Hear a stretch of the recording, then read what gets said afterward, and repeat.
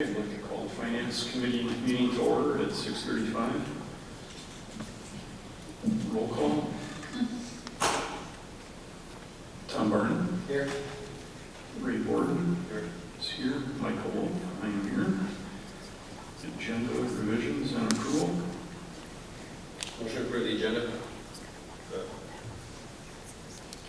Motion by Tom, second by Ray. Any discussion? All those in favor say aye. Aye. That motion carries. Item 4, approve the minutes of May 24th, 2021. Second. Okay, motion by Ray, second by Tom. Any discussion? Hearing none. All those in favor say aye. Aye. That motion carries. Item 5, consent review and discuss May and June vouchers. I know Brittany had a handful of questions at least. Right. As I stated in an email to the committee, we had 2 months of vouchers due to that we did not have a finance committee last month. So there was a very large amount of vouchers, so thanks for going through all of them. I did get a few questions, and it's convenient that most of the questions are regarding technology and buildings and grounds, so I have the two great people here to help me. One of the items that I have not spoke to Don about, but he'll be able to help me, lumber. There were 2 purchases for lumber. One of them was the student services sign, and the other one was the welcome sign at the high school. If you want to give a little bit of background on why those weren't included in the referendum.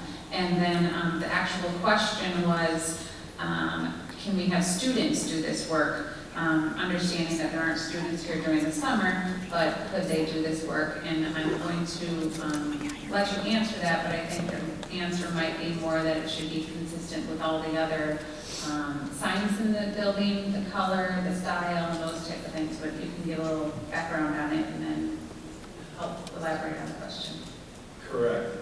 These were additional signs that the Germantown High School staff actually requested. If you notice when you walk in the main lobby by the main office, there is a metal grid with frame around it. The Germantown High School staff would like to see a welcome put up on it, so that when you walk in, it stands out better than just being a metal grid with frame around it that actually says something to people as they're walking into the buildings. The student services, they wanted a nicer looking sign above their door as well. And actually, Mr. Farron, I believe, who had some student funding that he made purchases out of. I'm not sure who that, it was student service, okay. Yeah, so it's not really costing the district any real funding, so to put it. It was something that the student population put forth to have these signs made. Our staff are actually going to be doing the install. So there's signs above other offices in the high school, and this one didn't have a sign, so it was one of the departments at the high school that didn't have a sign for some reason. Right now they have just a printed piece of yellow paper, actually, it's like regular piece of paper up there, so to be consistent throughout the building, we were fine with putting the sign up there, and we did decrease the cost by having our staff install it. A few more questions that we received. One of the questions was regarding a NASCO purchase. It was for $364.08, and I believe the question was more towards not necessarily what was purchased, but I do know what was purchased, more to the fact where it just said, please see attached. And that is not helpful when the board or the committee is going through them. I have requested that that not happen as of today. That the PO will have to be more detailed, so when you are reviewing them, you know what items are being purchased. If you want, I can tell you the items. They're art supplies, but I think the purpose of the question was more towards don't give such a broad. Right. So I looked up NESCO, and I think it says school supplies and maybe farm also. Seem to have a farm theme to it, so just looking at that, I thought it might have something to do with garden, student gardens or something. So being art is, you know, news to me, but I think normally we would have been able to see that rather than, you know, see attached, yeah. So, We're moving, there's a module in Skyward that's called e-commerce, which is an area in Skyward that will directly connect you to certain vendors' websites. It depends if the vendor pays to be part of that, which will help decrease that. But I did inform our accounts payable person that instead of just submitting the proposal and putting C attached, that we should really be entering each individual item. And I know they take a while, but it's important for when we have to look back at items or there's questions, then it just doesn't say C attached. So moving forward, they should not be like that. pretty good. I have Justin here from technology that will help me with the smart board question. We have a purchase for about $13,000 from Tierney Brothers, and the question was regarding, are these smart boards or are they some other type of a device? Right. So the devices in question are the same 75-inch 4K touchscreen smart panels that we have in the other areas that were updated during the referendum. Okay, very good. I kind of had the feeling that unless a teacher really wanted a smart board, you know, things we were installing about 10 years ago, I didn't think that those were really in use anymore. No, they aren't manufactured anymore. Okay, they were a hot item at the time, but, you know, so it kind of read as a smart board, and that sort of gave me the what question mark when I read that. Okay, thanks. And the next item was $14,950 for a field rake. Some of the questions that were asked, which I will have Don give a little more clarification on what the piece of equipment does. Is it motorized? And the answer is yes. It is equipment that you would sit on, and it would rake the grass. So Don can give a little more detail on that. And the other question is, was it in the budget? It was within the budget. It wasn't necessarily listed out. Starting in this school year here, we did our zero-based budgeting process where we listed all of the different items out. We didn't do that last year in the budget, so is it in there? It's within there, within the dollar amount. The particular piece of equipment is used to prep the infields. It actually breaks up the dirt and the magic mix of soft playable surface and gets it so that it's playable for baseball people. It's strictly for baseball. Did we have one before, or this is the first time? We've had one, and we still have the other one. One advantage of this is that the older one, which is, I'd like to say, a 2002 model.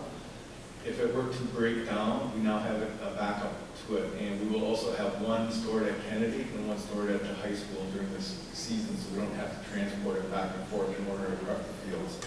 This is particularly handy now since baseball and softball are both spring sports.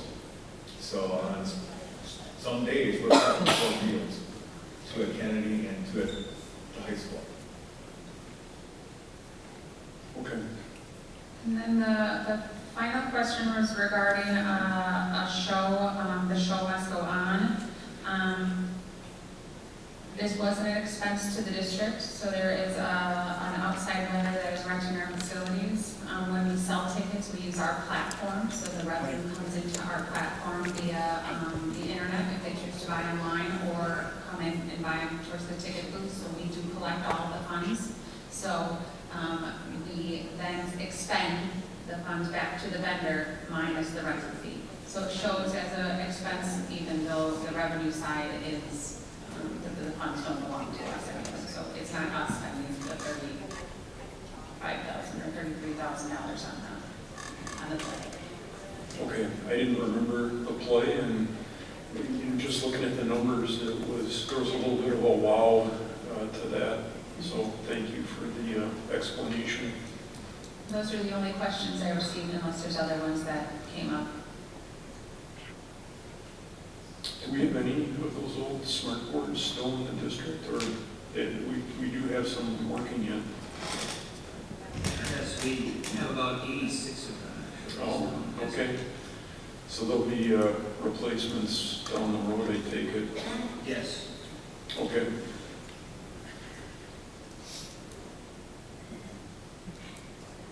I'll make a motion to consent to payment vouchers as presented and reviewed.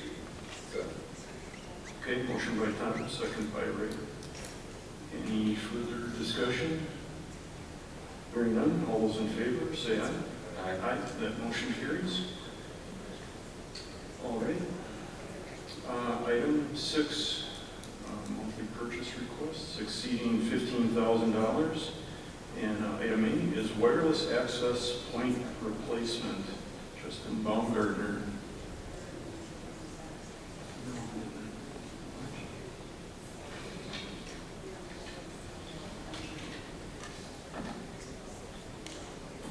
So I think that there's actually an issue with the dollar amount that's on here, because it looks like a couple of the documents got mixed up.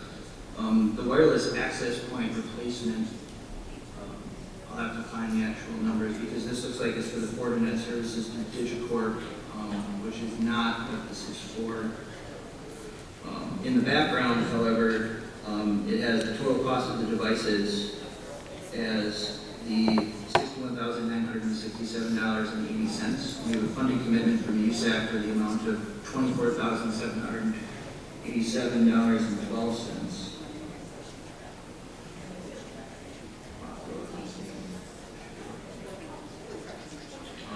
So we're approving the difference between those two, I think? So we're approving the difference between the two of those.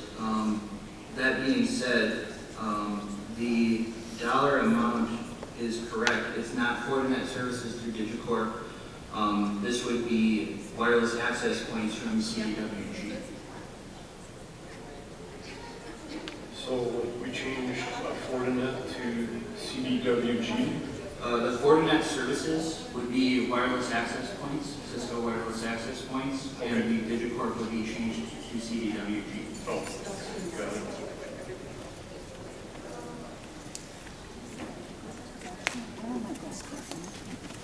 All right, and the dollar amount is okay there? Yes. 3.7, okay.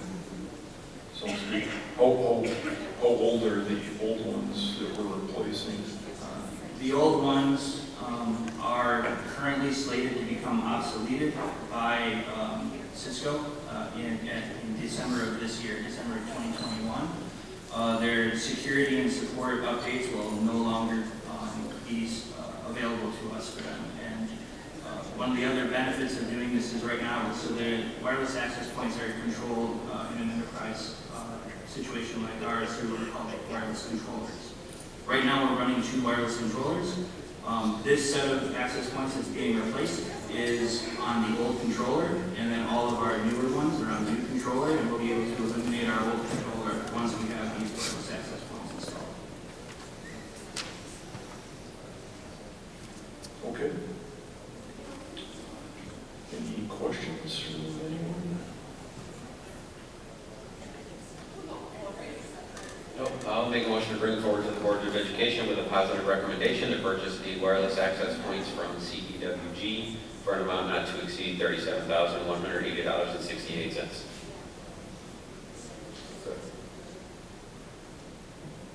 Did Tom just get that right? Yes. So what's the, you didn't read Fortinet, did you, Tom? No, I didn't. It's purchasing from CDWG, correct? For that month. Yeah, I just want to make sure I get it right, because I thought Fortinet services was still in there, and we were changing Digicorp to CDWG. No, so the Fortinet is a different system. The Cisco wireless access points is the hardware that we would be purchasing from the vendor at CDWG. Okay, so Fortinet services is out of there. Correct. Okay, altogether, all right. Okay, I got it right. I'm sure all of you out there understood it right the first time in the audience. Okay, any further discussion? Hearing none, all those in favor say aye. Aye. That motion carries. All right, and item B is administration building, HVAC digital control upgrade. I think maybe we might want to do something a little different, or do we want to go ahead and approve this tonight for the just in case? John? I will leave that at your will, I guess. I believe it can, there's no reason we can't hold off until we decide if we want to do it all at once. When was the work scheduled to be done, or you have not scheduled it yet? It has not been scheduled yet. They would have to order the VAV boxes, and depending on how long of a lead time it is for those, we know that we just waited 6-8 weeks for the VAV at Kennedy Middle School. So my guess is that it wouldn't be able to be done until later this fall. Even if we went this direction, or if we added onto it, you don't think it would be completed until fall due to the equipment? Correct. Completed the lead time on the VAV boxes. Then I would suggest that we can go back and we would look to see if there would be a cost savings on the labor, possibly if they don't have to come back and forth multiple times. And we'll bring it back to committee. We'll bring it straight to finance if that's okay, if it doesn't have to go to building committee. I would be okay with that. Would our building chair be okay? Sure. So we should table this for tonight then? Correct, and then it will have to be tabled at the board meeting as well. Okay, sounds good. And unfinished business is really nothing, right? Right. Item 7. And then our reports is our June variance report. Sure. The June variance report brought to you tonight is more of a procedural because I bring a report to the board every month, or to the committee every month. This report is not final because after we close the year, we have audit journal entries, we have year-end journal entries, we have revenue that we haven't booked yet. So this is not a final report, so it's showing that we have a surplus that we don't really have. I'm projected to end the year in about $300,000 surplus instead of going into fund balance as we projected. We did use CARES dollars or ESSER dollars in the best way possible to try to not have to use fund balance. So it's, as of right now, we're projected to have no use of fund balance in the 2020-2021 school year. But when the report is final and it's after our audit, I will bring a final year report to the committee. So you'll have 2 reports in August, one for June that's going to finalize June, and then you'll have the report for July. Okay, did I hear a slight increase in fund balance there, or maybe a level? Depending on how we use the funds, you could have a pretty balanced, you could possibly put it in a fund balance and you can designate it to something else. We'll have that conversation. Okay, thank you.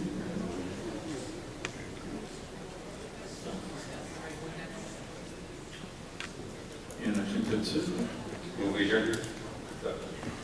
Okay, adjourned by Tom, second by Ray. Any further discussion? Hearing none, all those in favor say aye. Aye. That motion carries, and we have adjourned at 6:54.